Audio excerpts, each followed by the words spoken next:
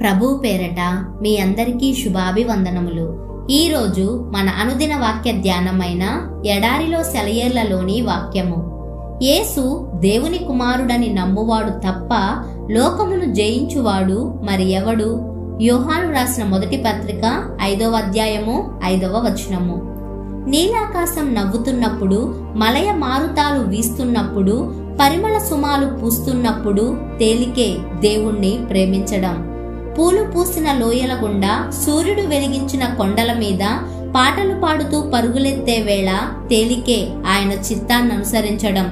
కుండపోతగా వర్షం కురిసే వేళ, పొగమంచు పొరలుగా కమ్మిన వేళ, దారిలో అవరోధాలెదురైన వేళ, గాలి విరోధంగా వీచిన వేళ, అరుణోదయాన్ని అంధకారపు రాక్షసి కబళించిన వేళ, కష్టం దేవునిపై నమ్మకముంచడం, ఆజ్ఞకి లోబడడం.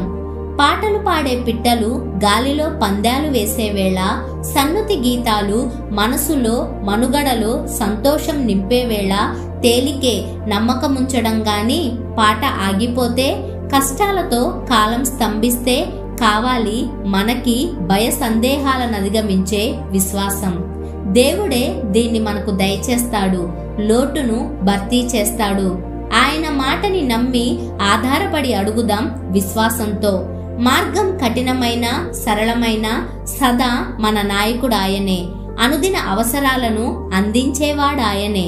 దేవుడు మన చెయ్యి విడిచిపెట్టేస్తాడేమో అనిపించే పరిస్థితుల్లో కూడా నమ్మకం ఉంచడం, మన ఆక్రందనల్ని ఎవరూ వినడం లేదేమో అనిపించినా, మన అరుపులకి కనీసం ప్రతిధ్వని కూడా వినిపించనంత శూన్యం ఆవరించిన విజ్ఞాపనలు చెయ్యడం.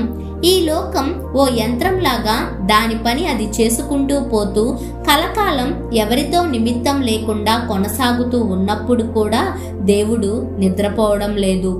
ఎప్పటిలాగానే మనల్ని ప్రేమిస్తూ ఉన్నాడు అన్న నిశ్చయతని కలిగి ఉండడం.